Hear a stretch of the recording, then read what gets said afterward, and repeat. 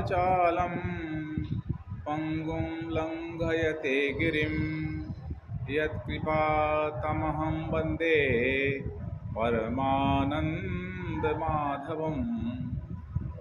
आत्मीय बंधु भगिनी, जय श्री कृष्ण। जो व्यक्ति अपने अंतःकरण को बस में कर लेता है, उसके अंदर कर्तृत्व का अभिमान नहीं रहता है, और जो अपने अहंता और ममता को त्याग देता है, वह स्वयं को न करने वाला मानता है और न करवाने वाला मानता है, और ऐसे व्यक्ति को सांख्य योगी कहा जाता है। भगवान श्री कृष्ण ने श्रीमद् भगवद गीता के 5वें अध्याय के 13वें श्लोक में जो सांख्य योगी है उसकी स्थिति का वर्णन किया है। आइए आज हम श्रीमद् भगवद गीता शब्द शब्द प्रेरणा के अंतर्गत इस 5वें अध्याय के 13वें श्लोक को पढ़ते हैं। 5वें अध्याय का नाम है कर्म संन्यास योग। वास्तव में देखा जाए तो कोई भी व्यक्ति एक क्षण भी बिना कर्म के नहीं रह सकता है। यह बात भगवान श्री कृष्ण ने अर्जुन को 3रे अध्याय में बताई है। लेकिन फिर भी मन के द्वारा हम कर्मों का त्याग कर सकते हैं। तो आज इसी प्रकार के मन के महत्व को रेखांकित करता हुआ ये श्लोक है, इसका पाठ करते हैं, जो इस प्रकार से है। श्री भगवानुवाच सर्वकर्माणि मनसा संन्यास्यास्ते सुखं वसी नवद्वारे पुरे देहि नैवं कुर्वन्न कारयन्। श्री भगवान ने कहा कि हे अर्जुन, अपने अंतःकरण को बस में रखने वाला सांख्य योगी न करता हुआ और न करवाता हुआ ही 9 द्वार वाले इस शरीर रूपी घर में मन के द्वारा सभी कर्मों को त्याग करके सच्चिदानंद परमात्मा में स्थित होकर के वह सुखपूर्वक निवास करता है। आत्मीय बंधु भगिनी, इस श्लोक में भगवान ने जीवन जीने के कई बड़े महत्वपूर्ण सूत्र बताए हैं। सर्व कर्माणि मनसा संन्यास्यास्ते सुखम वसी।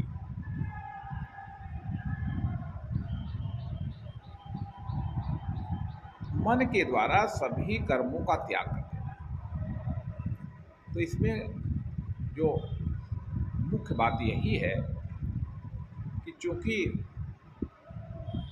शरीर के द्वारा, इंद्रियों के द्वारा कर्म होता ही रहता है और कर्म करना आवश्यक भी है, क्योंकि भगवान ने स्वयं कहा है कि अगर हम कर्म नहीं करेंगे तो ये शरीर भी नहीं चल पाएगा। तो कर्म तो होगा, लेकिन जो सांख्य योगी है वो अपने अंतःकरण को बस में रखता है। अंतःकरण को बस में रखने के कारण उसके अंदर अहंकार उत्पन्न नहीं होता है, और जब तक अहंकार नहीं उदय होगा तब तक हम ये नहीं मान सकते हैं कि मैं यह करता हूँ या मैं करवा रहा हूँ।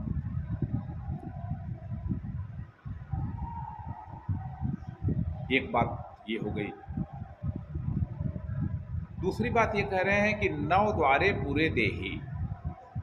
ये जो हमारा शरीर है इसमें 9 द्वार हैं।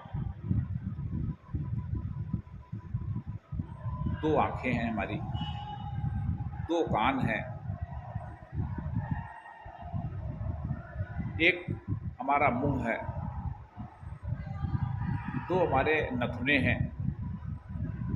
अब ऐसे जो 7 द्वार हैं ये हमारे ऊपर के द्वार हैं। इसी प्रकार से 2 द्वार नीचे हैं, उदा और उपस्थ।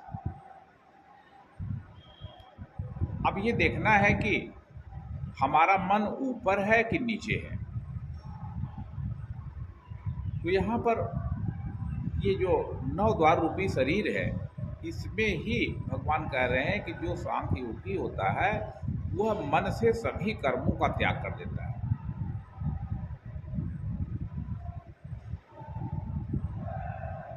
जो सांख्य योगी है वो सूंघता है, वो चखता है जीभ से, वो शब्दों का श्रवण करता है, लेकिन उसे यह भान बना रहता है कि मैं सूंघता नहीं, मैं को नहीं जोड़ता है। और दूसरा है कि वो जो सूंघता है, देखता है, उसके प्रति उसके मन में ममता या आसक्ति नहीं होती है और इसके नाते वो चिपकता नहीं है। और ऐसा व्यक्ति अपने मन को जब इन 9 द्वारों से हटा करके सच्चिदानंद घर परमात्मा में लगा देता है तो वह परम सुख को प्राप्त कर लेता है। तो ये जो श्लोक है इसमें भगवान ने जो हम सब लोगों को संकेत किया है कि अगर हम केवल अपने 9 द्वारों का ही चिंतन करने लगें, 9 द्वारों को कैसे ठीक रखा जाए, क्या हम देखते हैं, क्या हम सोचते हैं? हमें सोचना चाहिए कि आखिर हमारी जो दो द्वार हैं जिनसे कि संसार हमारे अंदर जा रहा है, वे द्वार बंद हैं कि खुले हैं, उनका हम सदुपयोग कर रहे हैं कि दुरुपयोग कर रहे हैं। तो आप देखिए कि आदमी आँख रूपी द्वार से अपने अंदर, अपने मन में विभिन्न प्रकार की चीज़ों को अंदर ले जाता है। जितने भी चित्र हैं सब अंदर जाते हैं। अब हमें अगर हमारा अंतःकरण बस में है, तो जब हमारा अंतःकरण में बस होगा तो हम ये सोच लेंगे कि भाई ये जो बाहर का चित्र है ये उपयुक्त है क्या, और अगर नहीं है, उपयुक्त नहीं है, वो हमारे अंदर और हमारे अंतःकरण को डांवाडोल कर देने वाला है, हमारे मन को विचलित कर देने वाला है, तो हमें अपने इन जो द्वार हैं, जो हमारी आँखें जो द्वार हैं, इनका हम संयम कर सकते हैं। कोई फिल्म ये नहीं कहती है कि तुम मुझे देखने आओ, क्योंकि फिल्म में या वीडियो में या फेसबुक में कोई जान नहीं है कि वे आपको आमंत्रित कर रहे हैं। आपका अंतःकरण और आपका मन वहाँ जा रहा है कि इसको हमें देखना चाहिए, और इसलिए क्योंकि आपको लगता है कि उसको देखने में सुख मिल रहा है, और सुख के लालच में आदमी उन विषयों को अंदर आने देता है और परिणामतः वह अपने सुख की अवस्था से विचलित हो जाता है। तो इसलिए ये जो हमारे शरीर की 9 द्वार हैं इनको हम संयमित कर लें। इसी प्रकार से हमारे दोनों कान हैं। हमारी शिक्षा में ये बात है ही नहीं कि हमें अपने इस कानों का संयम करना चाहिए। हमें क्या सुनना चाहिए, क्या नहीं सुनना चाहिए, हम ये विचार ही नहीं करते हैं। और सबसे बड़ी दुर्दशा तो हमारे जो मुंह रूपी द्वार की है। कितने ऐसे बंधु हैं जो दिन भर ऐसी बातें करते रहते हैं कि अगर वे एक बार भी सोचें तो जिसका कोई अर्थ ही नहीं निकलता है। हल्की फुल्की बातें, मनोरंजन की बातें, अनुपयोगी बातें, और कभी कभी तो बहुत से लोग अपने मुंह को अश्लील संवाद में लगा करके उसे दूषित बना लेते हैं। तो अगर हमारा अंतःकरण बस में है तो ऐसा कदापि नहीं होगा। इस नाते भगवान ने यहाँ कहा है कि जो सांख्य योगी है वह अपने अंतःकरण को बस में रखता है। और मन से वह सभी कर्मों का त्याग कर देता है। यानी वो कर्मों को, ये नहीं, कर्म तो होते रहेंगे, वो अपने को कर्ता नहीं मानता है, या ये नहीं मानता है कि मैं करवाता हूँ, और वह सच्चिदानंद परमात्मा में स्थित रहता है, सुख का अनुभव करता है। इसलिए हमें भी चाहिए कि हम भी, जो भगवान ने यहाँ पर इस सूत्र में, इस श्लोक में जो जीवन जीने के तरीक़ों को उद्घाटित किया है, धीरे धीरे हम भी उसका अभ्यास करें। बंधुओं, बिना अभ्यास के कोई भी चीज़ आ नहीं सकती है।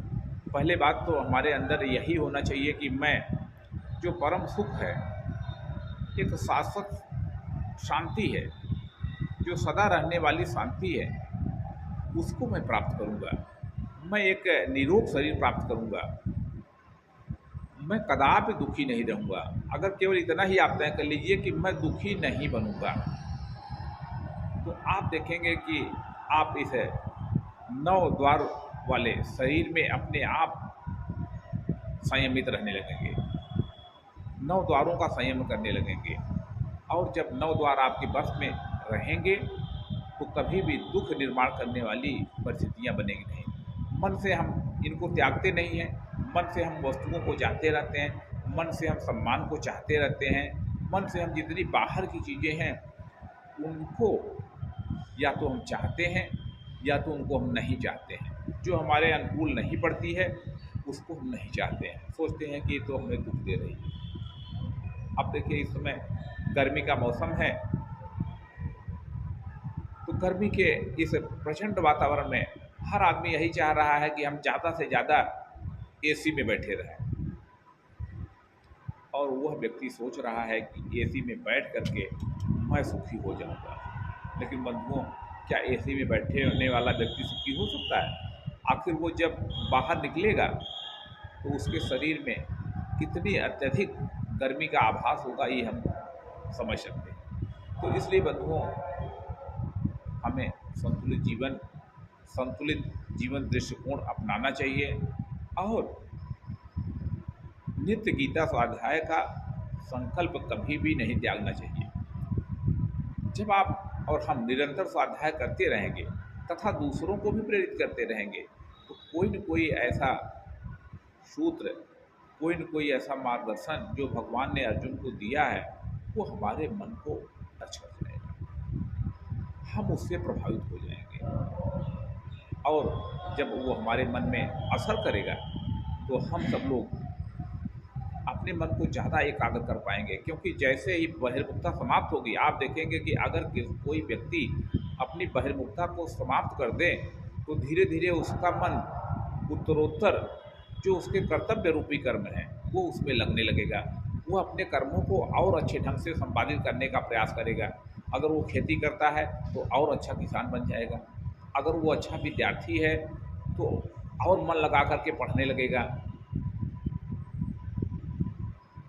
वो है जो मौसम की गर्मी है, ठंडक है, विपरीत परिस्थितियां हैं, मान वाली जो स्थिति बनती है, उनसे ऊपर उठ करके कर्म योग का आचरण करेगा।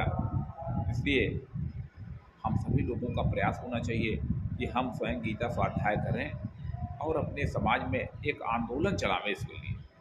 क्योंकि हमें भारत को यदि विश्व गुरु के सिंहासन पर ले जाना है तो एक नई पीढ़ी, एक कर्मठ पीढ़ी का निर्माण करना पड़ेगा, एक कर्मयोगियों की फौज खड़ी करनी पड़ेगी, तभी हमारा देश आगे जाएगा। और जो भगवान कृष्ण ने कहा है, किसी व्यक्ति ने कहा है कि श्री कृष्ण ने साफ कहा है, बस कर्म तुम्हारा कल होगा। और अगर कर्म में सच्चाई है तो कर्म कहाँ निष्फल होगा, हर एक संकट का हल होगा, वह आज नहीं तो कल होगा।